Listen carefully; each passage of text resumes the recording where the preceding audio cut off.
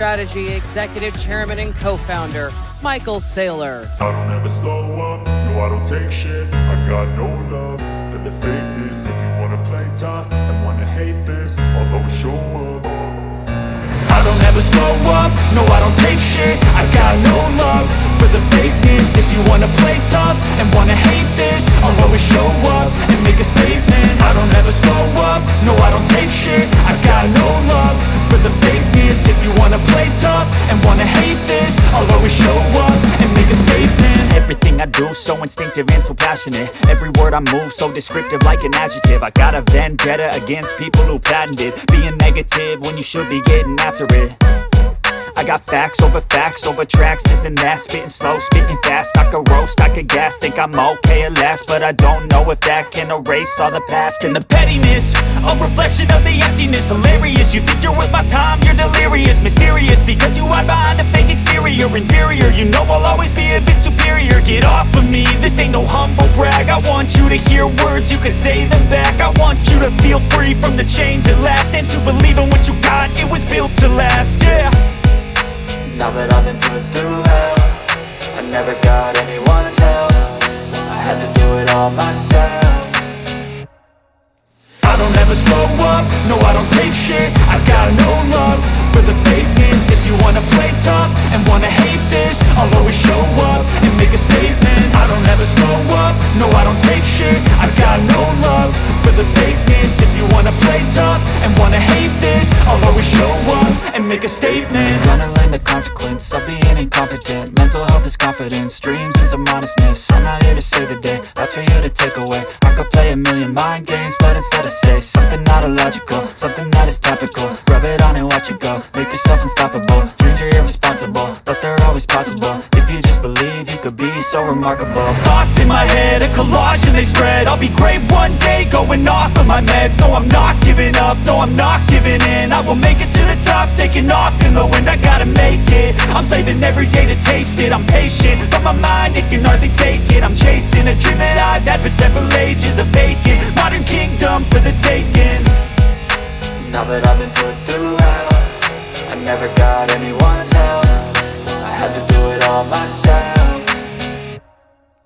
I don't ever slow up, no I don't take shit. I got no love for the fakeness. If you wanna play tough and wanna hate this, I'll always show up and make a statement. I don't ever slow up, no I don't take shit. I got no love for the fakeness. If you wanna play tough and wanna hate this, I'll always show up and make a statement. I don't ever slow up, no I don't take shit. I got no love for the fakeness. If you wanna play tough and wanna hate this, I'll always show up.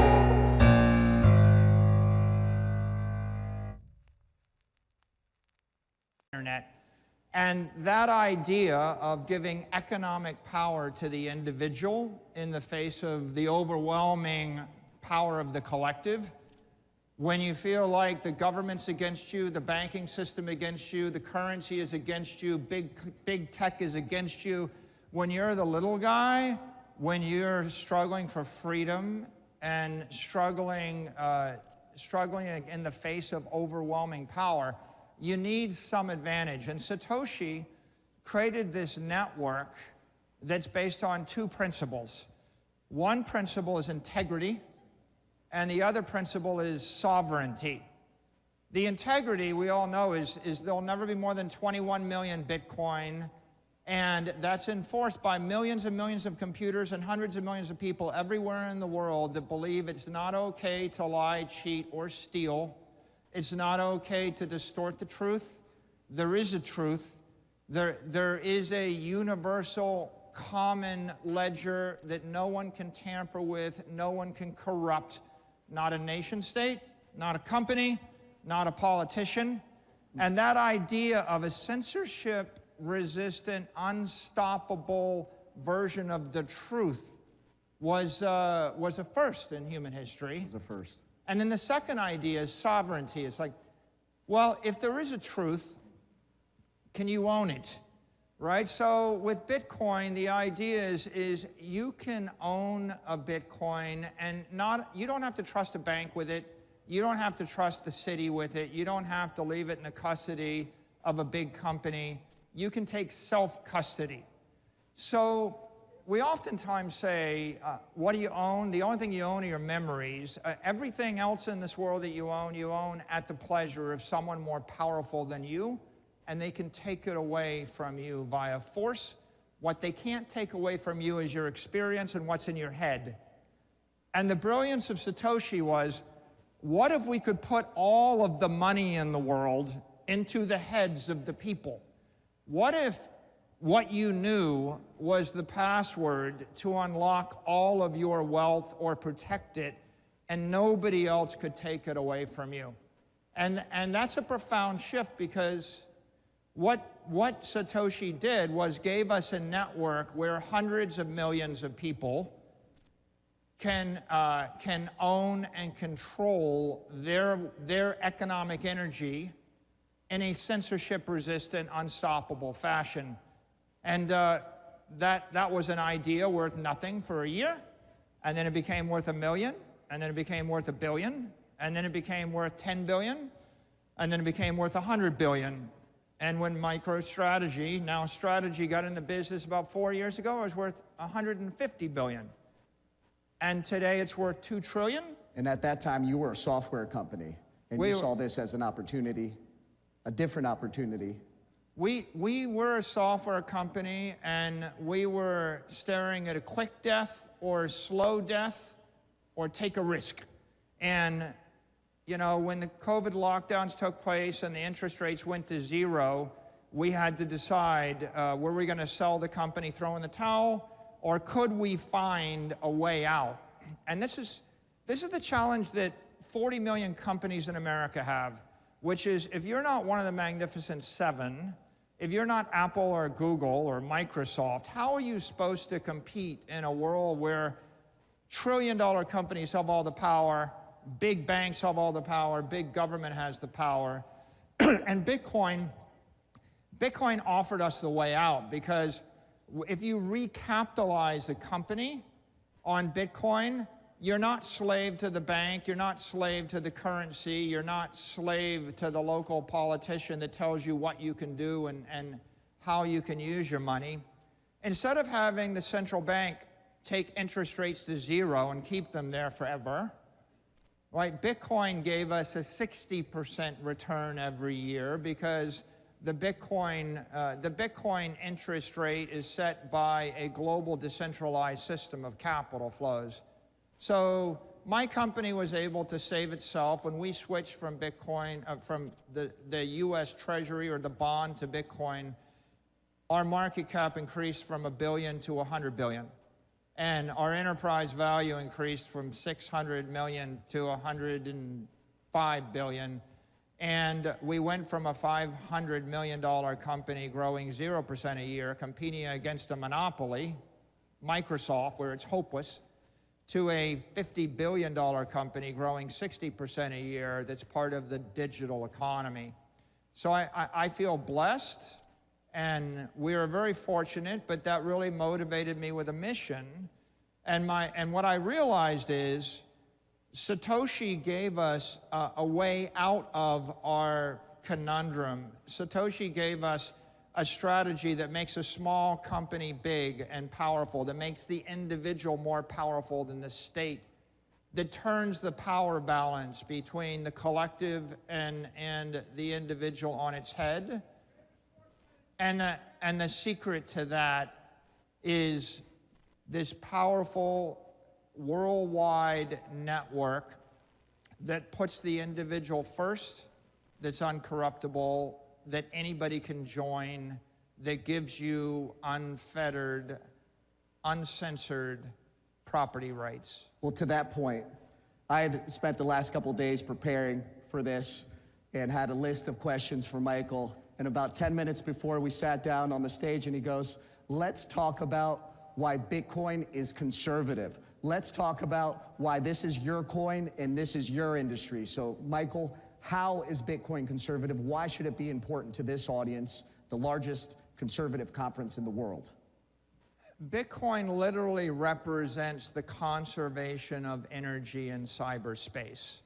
Satoshi implemented a protocol which is inherently conservative. If I send Bitcoin to you, I lose it, you have it. I can't create more. I can't lie about it. The thing that's beautiful about nature is conservation of energy. Conservatism is based on natural law. It's based on the idea that if you just make something up which isn't true, you'll be punished. And the Bitcoin network represents that innate integrity and truth. So, you know, if you think about the world today, there's just an inherent force. There's a struggle between capitalism and socialism, between people that believe in freedom and free markets and those that believe in central planning and collectivism. And if I'm a socialist, I want to take away your guns and your money. And Bitcoin is money that they can't take away. Like, what freedom do you have if you have all of your money in a bank that can freeze it?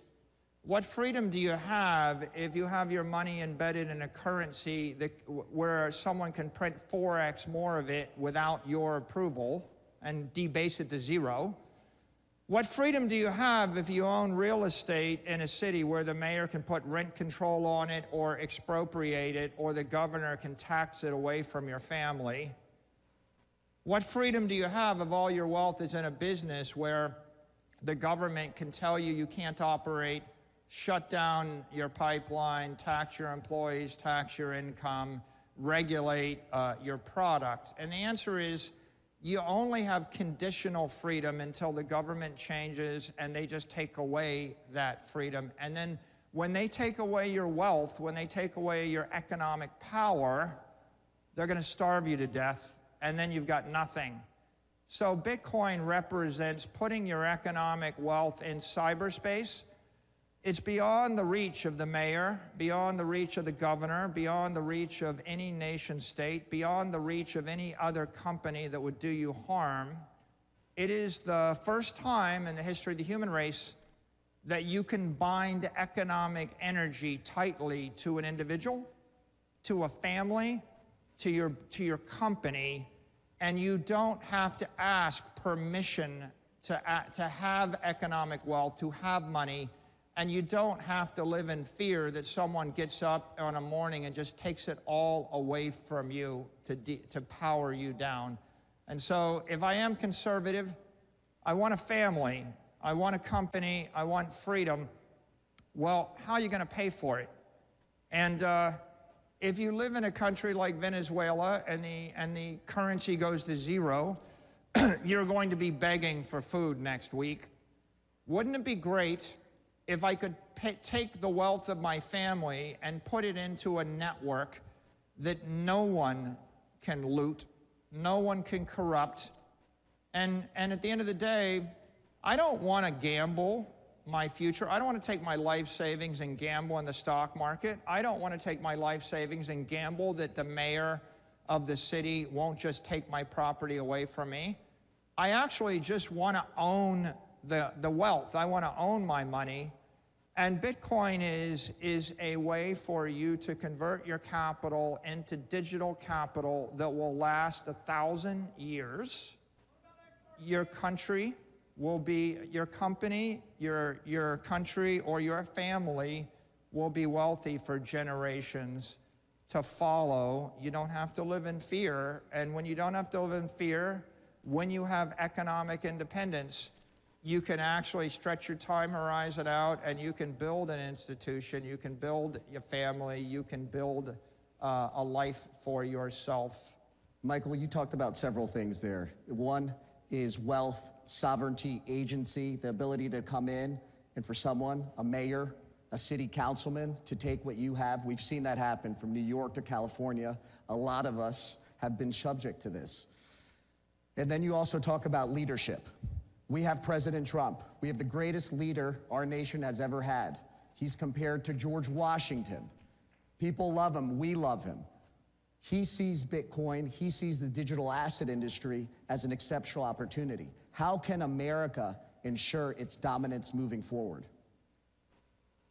You know, this nation became great because of the Louisiana Purchase. We bought a third of the country from Napoleon for a few $1 million.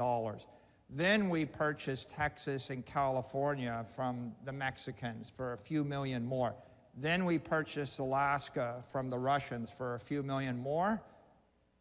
We didn't even know there'd be $1 trillion of mineral rights underneath Alaska when we purchased it. They called it Seward's Folly. But what I'm describing is manifest destiny. If you want to create a great nation, you have to build it on valuable property. You have to know, where is all the money headed? Where is the future? When we bought California, we didn't know there'd be a Hollywood. We didn't know there'd be a Silicon Valley. No one really considered. In 1867, we didn't have a petroleum industry.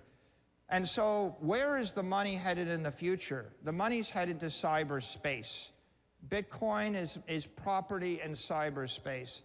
The manifest destiny of this country is to own cyberspace.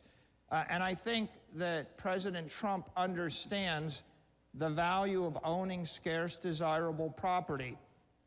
If we go to cyberspace and we buy Bitcoin and the nation embraces Bitcoin, then all of the capital in the world, all of the Chinese money, all the Russian money, all the European money, all of the money from the 20th century, the money invested in a Siberian warehouse, the money invested in fill in the blank, anything you could possibly own in Africa, all of that capital is flowing into cyberspace. It's going from physical to digital. It's flowing from the 20th century to the 21st century. The 21st century is going to be 1 billion AIs thinking 1 million times a second. And what are they going to be using to move their money around? They're going to use digital money because they can't get a bank account. They can't get a credit card. I have to approve my wire transfers from my bank once a week. It takes about 20 minutes, and they ask me on the phone whether the money should move. It's a good problem. With 478,740 Bitcoin, Michael. The computers... We don't feel too bad is what I'm trying to say. Yeah, I get it, but my point we've been doing it that way for 50 years. And if you look at the way the digital economy is going to run in the 21st century, it's going to be 1 billion computers thinking 1 million times a second, moving assets at the speed of light. Bitcoin represents digital capital. That network is $2 trillion today. It's going to be $20 trillion in 4 to 8 years. It's going to be $200 trillion in 20 years. Then it's going to grow faster than every other asset in the world. It's going to continue to grow. The United States should own it, right? Is that the conversation? Talk to us about the U.S. Bitcoin Reserve. Everyone, and we've heard a couple other coins being yelled out by the crowd, and people want to know, are we going to have a U.S. Bitcoin Reserve? And when is that going to happen? The way to think about Bitcoin is it's the most powerful digital network in the world. It is cyber power. If you want to dominate the next 100 years, just like the last 100 years is based upon dominating sea power, fire power, air power, space power, nuclear power. You want to dominate cyberspace. You want cyber power. It's the unstoppable network that no one can corrupt. And the use of the unstoppable network, among other things, is hundreds of trillions of dollars of capital moving from point A to point B. But the other use of the network is I can send a message which is unstoppable, and I can store information that is unstoppable, and I can prove beyond a shadow of a doubt the authenticity of an instruction or a document. No country, no company, no individual, not 1 trillion computers can corrupt that message. So if you want to own the future, you want to own cyberspace. How do you own cyberspace? You own Bitcoin, and then you run the Bitcoin networks. You mine Bitcoin, you own Bitcoin. President Trump understands property. He understands the value of Greenland. He understands the value of Alaska. He understands the value of oil rights. He understands, drill, baby, drill would be impossible if we didn't own the land, right? He understands American dominance. And land is physical property. When I run electricity through semiconductors and I create a wall of encrypted energy, I create digital property. Bitcoin is digital property. You should own it. Your company should own it. Our nation should own it. It is the future. In your perspective, how soon do you think we're going to be buying Bitcoin and have within our U.S. reserve at a timeline? Do you think it's going to be 12 months, 24 months? I think there's an appreciation of the power of Bitcoin throughout the cabinet, throughout the House, throughout the Senate. There's going to be a political process by which we build consensus with the White House, the Senate, and the cabinet, and find the right way through. But, you know, what I would say on this topic is the U.S. could own 20% of the network like that for free. The dollar would strengthen, the nation would be enriched. And the real promise is if you own 4 to 6 million Bitcoin, you're going to pay off the entire national debt. You're going to neutralize it. We can generate a $50 trillion to $80 trillion benefit to the United States people, to the citizens, to the taxpayers, and we can do it simply by seeing the future. It cost $6 million to buy Alaska. The payoff was $1 trillion. Just like right now, you can literally buy it for a song and dance. That's the opportunity. The risk is that you wouldn't want the Saudis to buy it first, or the Russians, or the Chinese, or the Europeans. And there's only room for one nation state to buy up 20% of the network. And obviously, I think it should be the United States. I think it will be the United States. It's a way for us to enrich ourselves and emerge as a creditor nation in a matter of a decade. It's also a way for us to ensure that we're the economic leaders in cyberspace and the digital economy for the next 100 years. And if we do that, every one of our allies will follow us, and then all of our enemies will end up having to buy into the network once it passes 10 or 20 million a coin, and they will enrich us. And we saw that just yesterday. President Trump was in Miami, and he was talking about Bitcoin. The Bitcoin reserve is a touchy subject. A lot of people want to know what other coins within the digital asset industry are going to be involved. The U.S. does not just hold just gold and oil within our reserve. It holds up to 27 other trace minerals, and so we're completely diversified. Do you see room for another digital asset to be included in the Bitcoin reserve or the U.S. financial reserve system?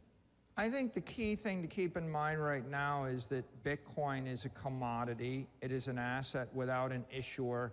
There is no company, no individual, no country, no entity that can corrupt it. It has reached escape velocity. It has gotten to the point where it is basically a freedom virus, a truth virus, a monetary virus. It has been embraced by $1 trillion of smart money. That is, $1 trillion of real money has been invested in the network. It is 99% of the digital power on Earth. It's fairly unstoppable. And so if you're going to capitalize a company or a country, you want to capitalize it on property or a commodity or a network which is beyond the point where anybody could change the nature of it. And so that makes Bitcoin the most certain thing in the digital universe. And when you talk about certainty, and when you talk about truth, over the last 4 years, we've experienced as a culture travesty. We haven't been able to speak. We've been censored. How does Bitcoin, what is Bitcoin to you? What do you see that others don't? And how can conservatives capitalize on the opportunity to take advantage and make sure that America is dominating our future, that we have the economic freedoms, that our children and our families in America will stay at the front runner of this industry? What I would say to everybody in this room is if you want freedom, if you want liberty, if you want to live your finest life, you're going to need economic power. You need physical power, you need political power, but you need economic power. Bitcoin represents economic armor. When you put on the suit of armor, then no mayor, no government, no collectivist, no socialist can debank you. They can't take your money away. They can't impoverish you. Just like a gun is a deterrent, Bitcoin is a deterrent, because if you have wealth in Bitcoin, you have the option to move it to any jurisdiction, and you can keep it, and no one can take it away from you via force of violence, no matter where you are on Earth. And so Satoshi gave us an opportunity. I hope I intrigue all of you with the opportunity, and you go do the research and determine for yourself how you benefit from it. But I just leave you with the thought that Bitcoin is economic armor. You have, Michael, thank you. God willing, we have as much Bitcoin as Michael one day. This is a defining moment for digital assets. It's a defining moment for our country. We thank all of you. Michael, thank you so much for joining us. CPAC is going to be at the front of the digital asset industry. We see Bitcoin and the entire industry as a significant resource for our country and our people. Thank you, everyone. God bless America. Thank you.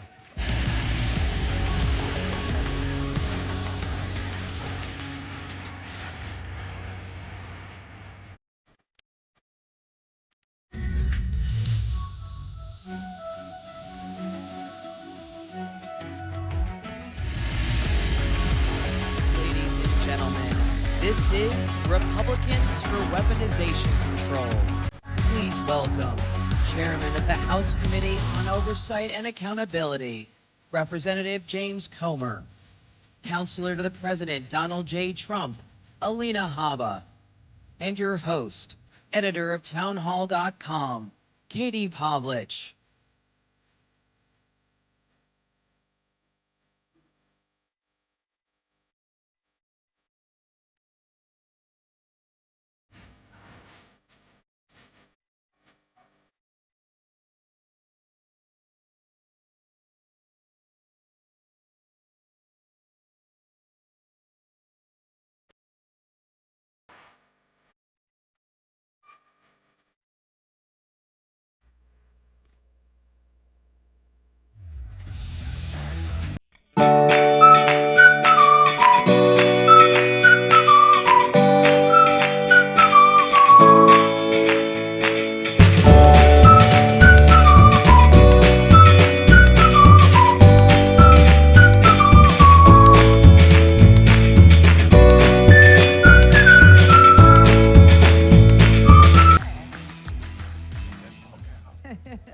All right, y'all.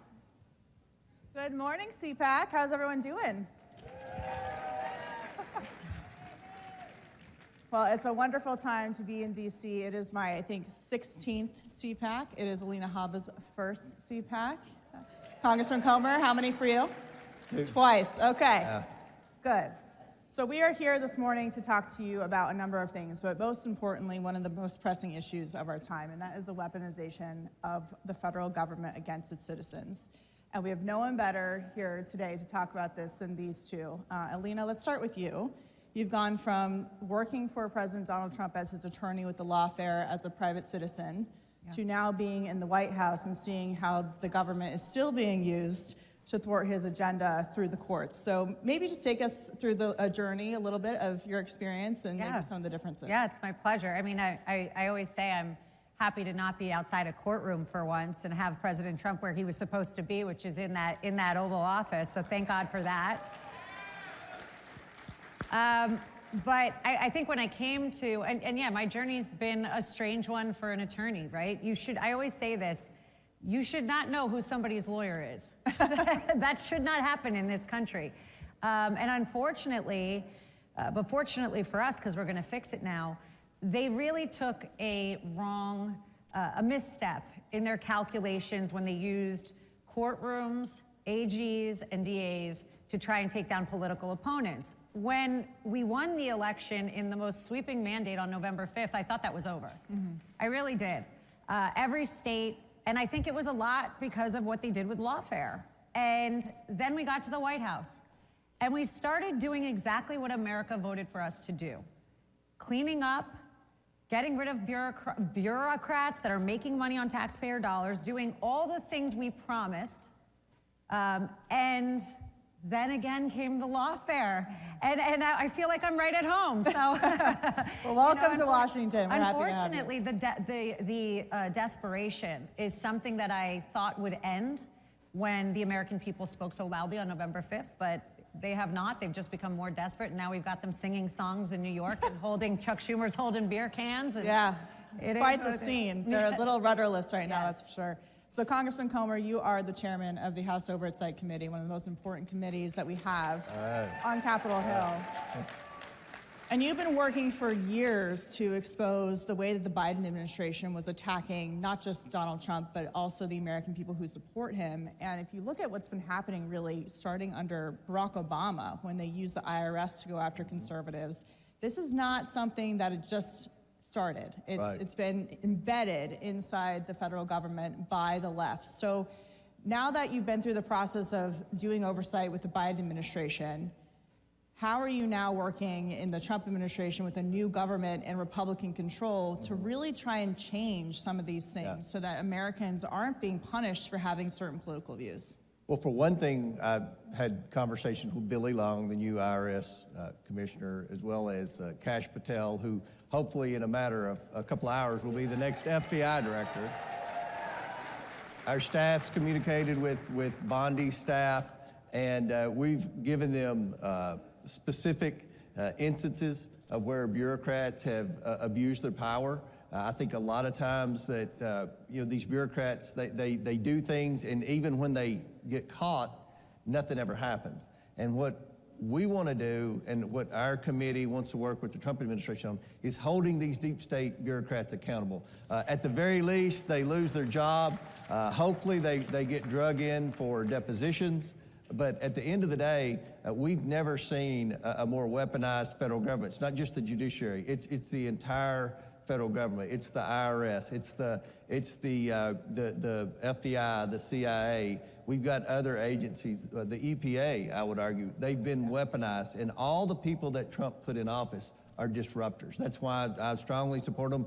And at the end of the day, he's going to get every one of his nominees confirmed. So we're going to work with them. Jim Jordan's committee is going to work with them. We want to get rid of these bureaucrats and allow Trump to pass his agenda that the American people gave him a mandate to pass.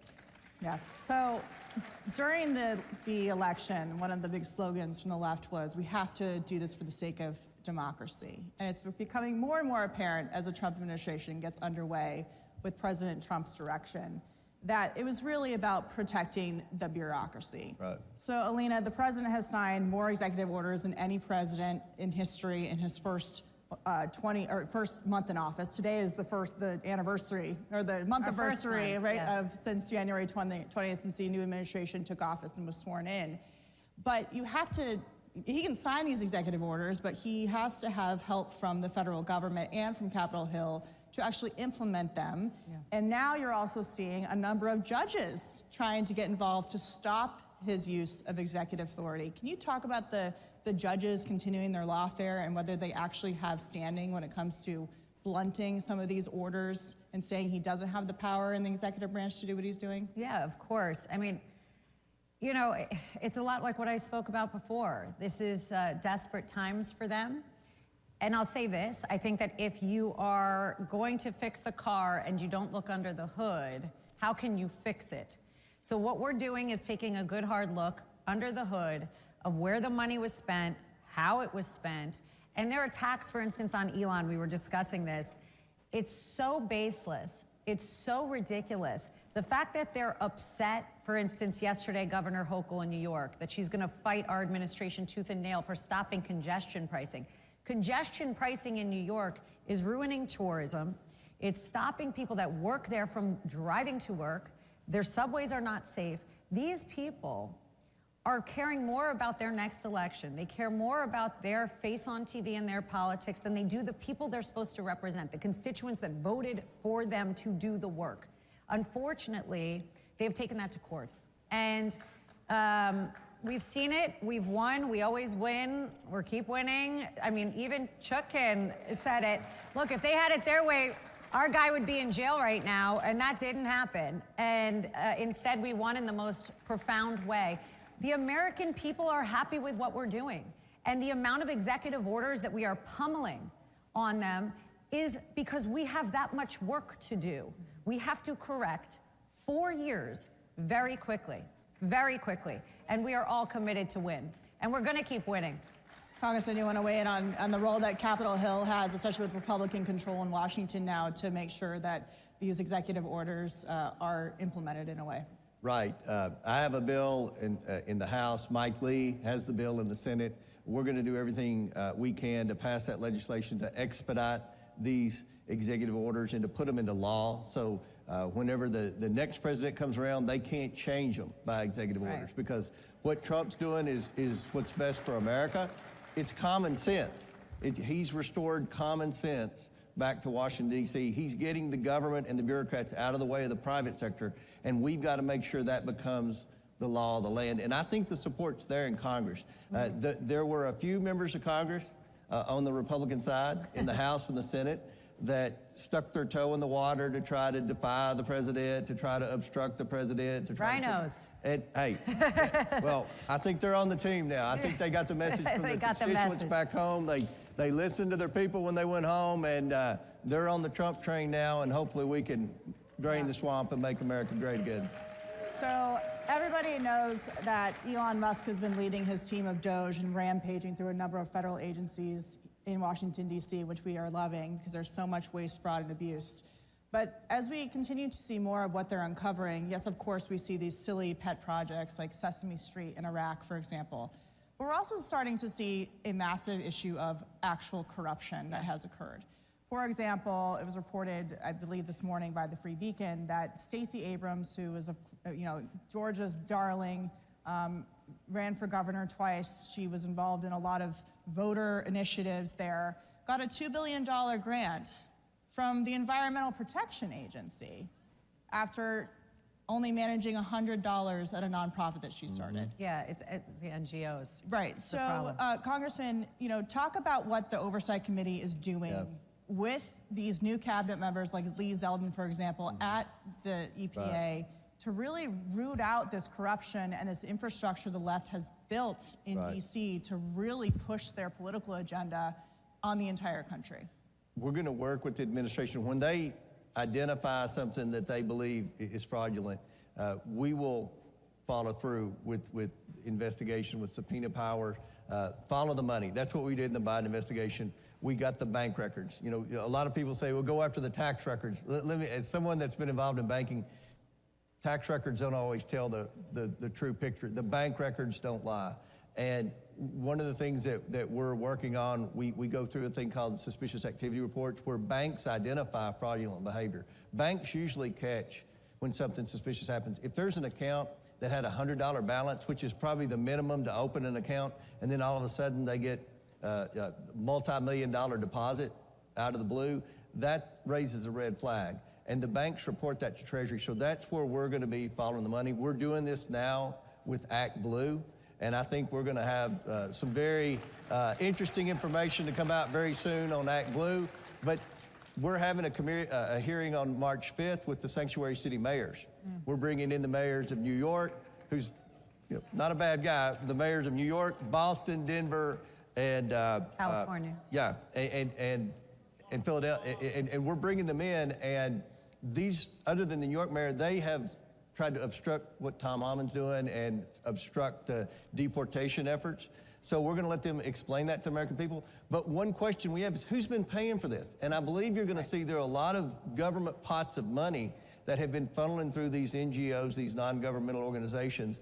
And that's what we want to identify. Musk is all over that, Doge is all over that, and Congress is going to be all over that. And hopefully we can show the American people how abusive the Democrats and their allies in the deep state bureaucracies have been with their tax dollars. They have funneled this mass implosion of illegal immigrants into our country. They've housed them, they've provided free health care, and at the end of the day, I think you're going to see a lot of tax dollars were laundered into programs like this. Sounds a lot like money laundering Absolutely. to me.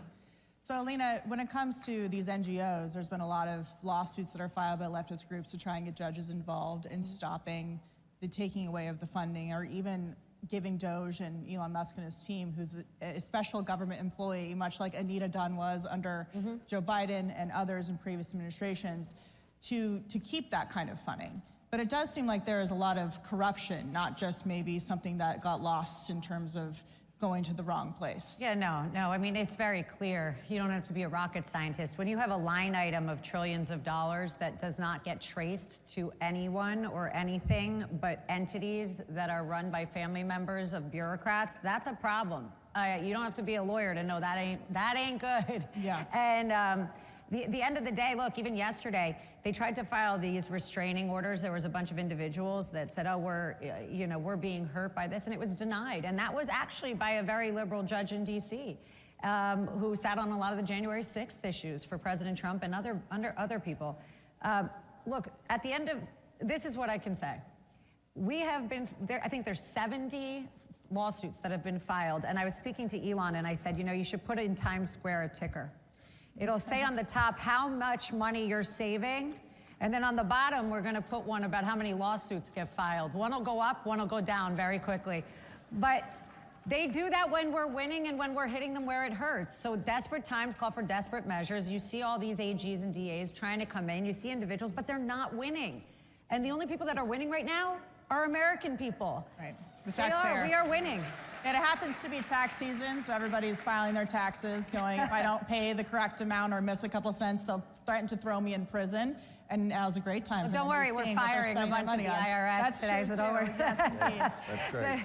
But that was the stuff that they did, and America didn't like it. Yeah. You're funneling people to audit and hurt the American people. Why don't we audit the people that are hurting us? Exactly. It's not supposed to go the other way. We're not supposed to hurt each other. Yeah. And that's really the mission, and President Trump said just yesterday, I was with him and he was speaking at an economic forum, and he said, look, we hope to take 20% of what Doge has recovered, that is billions and billions of dollars, and put that money back to the American people who were hurt by the last administration, who can't buy eggs because they went off and killed all the chickens.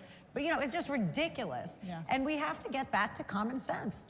So, Congressman, how can Republicans on Capitol Hill with their slim majority work to codify these Doge cuts into law? Because you keep hearing people saying, well, Congress has to decide because they hold the purse strings. So now you guys have lots of examples inside a lot of these agencies about where these things that have been approved through Congress are going. How do you make sure it's not just, we see it, it's a problem, but we're going to keep going? The first step is to pass my bill and Mike Lee's bill that expedites this and will allow Congress to codify all the executive orders. Secondly, we've got to follow this up with a budget, with President Trump's budget proposal. We've got to cut spending. We've got to ensure that the tax cuts are renewed.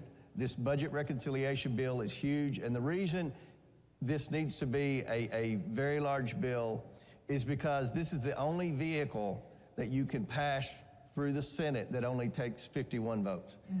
If we have to depend on Democrats, we might get Fetterman, and that's it. We're still going to be 6 votes short. Still a long shot. Yeah, that's a long shot. I wouldn't want to hold my breath on that. But we've got to do it on this reconciliation bill. We've got to renew the tax cuts. We've got to put in the tax cuts that President Trump promised, no tax on tips, no tax on overtime, and put this whole agenda in and cut the bureaucracy and watch America grow. Watch this country take off. Once you get the government off the backs of the private sector, the entrepreneurial spirit in America will flourish.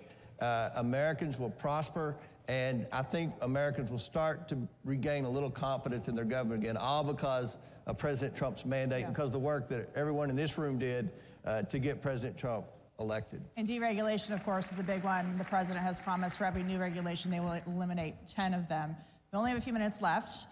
Alina, you're new to Washington, D.C., new to the world of politics. Final thoughts about the next 4 years here and your new gig.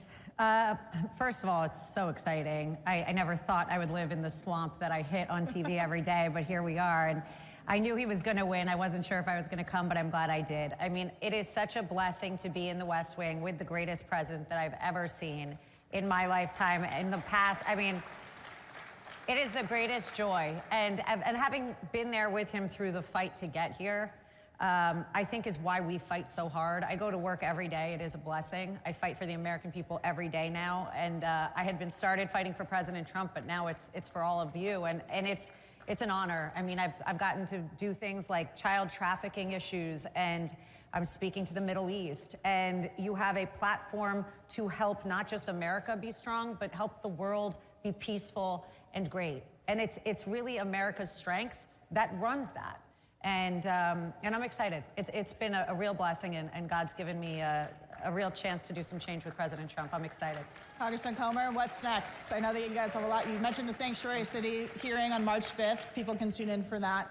But final thoughts from you about where we're going here as Republicans control the government. Well, we've got to stick together.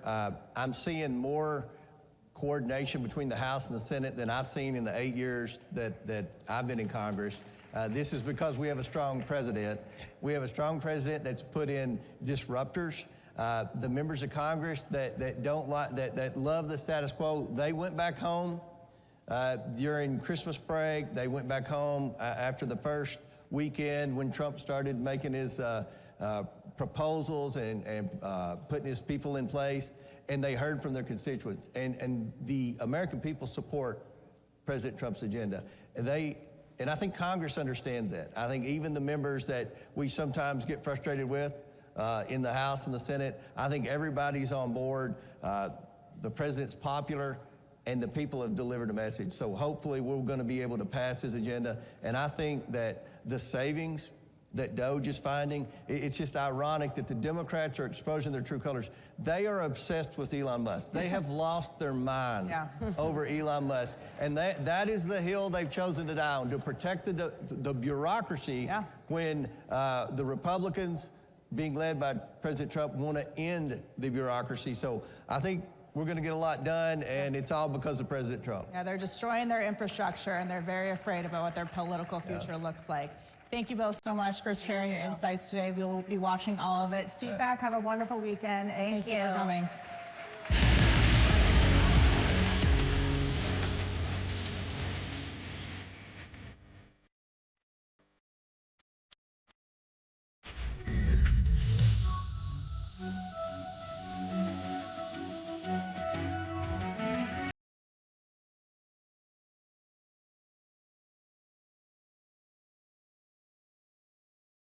It's our America.